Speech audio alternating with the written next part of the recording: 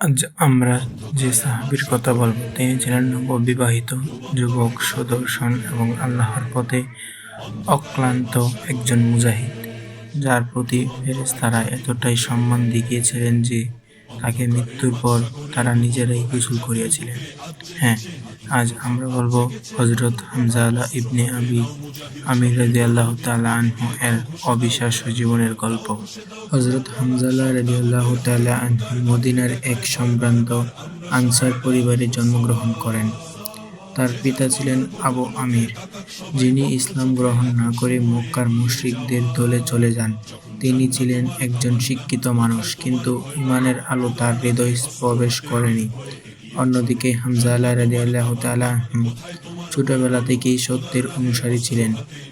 যখন তিনি নবী করিম সাল্লাল্লাহু আলাইহি ওয়াসাল্লাম এর দাওয়াত শুনলেন, তখন বিনা দ্বিধায় ইসলাম গ্রহণ করলেন।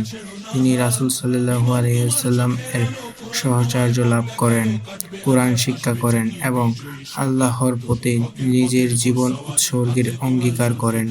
উহুদের যুদ্ধের আগের রাত ছিল তার জীবনের সর্বশেষ আনন্দের রাত। সেদিন তার বিবাহ সম্পন্ন হয় জামিলা বিনতে আব্দুল্লাহ রাদিয়াল্লাহু তাআলা আনহা এর সঙ্গে। তিনি ছিলেন আব্দুল্লাহ ইবনে উবাইয়া ইবনে সালুলের কন্যা, যিনি মুনাফিকদের নেতা হিসেবে পরিচিত ছিলেন। কিন্তু জামিলা রাদিয়াল্লাহু তাআলা আনহা ছিলেন একজন সত্যকার মুমিনা নারী। তিনি হামজালার নেক চরিত্রে মুগ্ধ হয়ে ইসলামকে ভালোবেসেছিলেন। বিয়ের রাত শেষ না হতেই ভোরের সময় মদিনায় ধ্বনি উঠল, হে মুসলমানগণ, উহুদের ময়দানে বেরিয়ে পড়ো। রাসূল সাল্লাল্লাহু আলাইহি ওয়াসাল্লাম এর ডাকে তখনই সকলে প্রস্তুতি নিতে লাগলেন। হযরত হামজালা রাদিয়াল্লাহু তাআলা আনহু শুনলেন রাসূল সাল্লাল্লাহু আলাইহি ওয়াসাল্লাম এর ডাক। তিনি দ্রুত তার বর্ম পরলেন এবং তলোয়ার গলায় ঝোলালেন। সেই জামিলা রাদিয়াল্লাহু তাআলা আনহা বললেন, একটু অপেক্ষা করেন, আপনি এখনই গোসল না করে যাচ্ছেন কেন?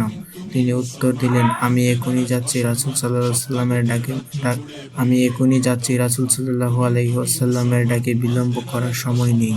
এই বলে তিনি বেরিয়ে গেলেন, আর কখনো সেই ঘরে ফিরে আসেননি। উহুদের ময়দানে মুসলমানরা দাঁড়িয়ে আছে অগণিত মুশরিক বাহিনীর মুখোমুখি হয়ে। রাসূল সাল্লাল্লাহু আলাইহি ওয়াসাল্লাম তার সেনাদের নিয়ে আল্লাহর সাহায্য প্রার্থনা করছেন। হযরত হামজালা রাদিয়াল্লাহু তাআলা আনহু যুদ্ধক্ষেত্রে এক বীর সেনার মতো প্রবেশ করলেন। তার তরবারির আঘাতে একের পর এক মুশরিক আহত হতে লাগল। তিনি ছিলেন তরুণ, কিন্তু অন্তরে ছিল অগাধ ঈমান। তিনি সরাসরি এগিয়ে গেলেন আবু সুফিয়ান ইবনে হারিস এর দিকে, যিনি তখন কুরাইশ বাহিনীর প্রধান ছিলেন। হামজালা রাদিয়াল্লাহু তাআলা আনহু তার ঘোড়ার ওপর লাফিয়ে উঠে আক্রমণ করেন। আবু সুফিয়ান ভয় পেয়ে পেছনে সরে যান, কিন্তু ঠিক সেই মুহূর্তে এক মুশরিক ইবনে শারিক পিছন দিক থেকে হামলা করে বসে। তলোয়ারের আঘাতে হযরত হামজালা রাদিয়াল্লাহু তাআলা আনহু শাহাদাত অর্জন করেন। তার দেহ পড়ে থাকে উহুদের ময়দানে, রক্তে ভিজে কিন্তু মুখে হাসি। যুদ্ধ শেষে রাসূল সাল্লাল্লাহু আলাইহি ওয়াসাল্লাম সাহাবাদের বললেন, আমি দেখেছি ফেরেশতারা হামজালার দেহকে জান্নাতের পানি দিয়ে গোসল করাচ্ছে।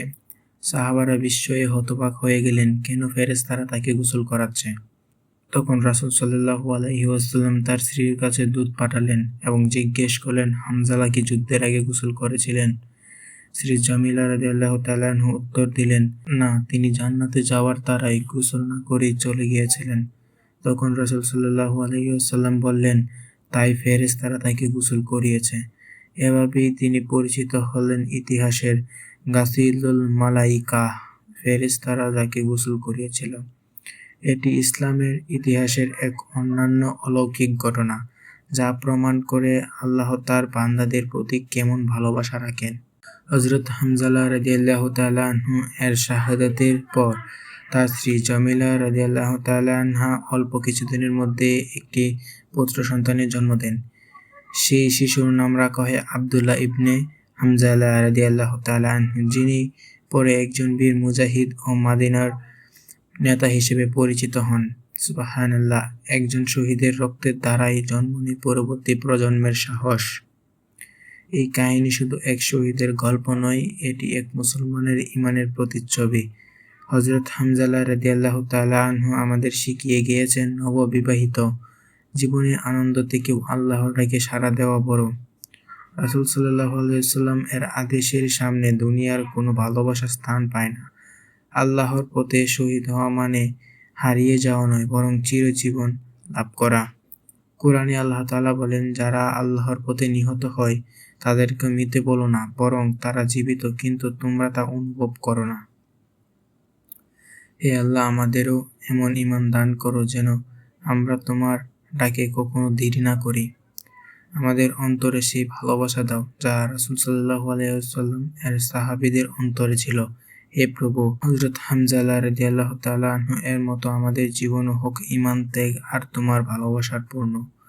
হে আল্লাহ, তোমার ভালোবাসা, তোমার প্রিয়দের ভালোবাসা আর সেই কাজের ভালোবাসা দাও যা তোমার কাছে নিয়ে যায়।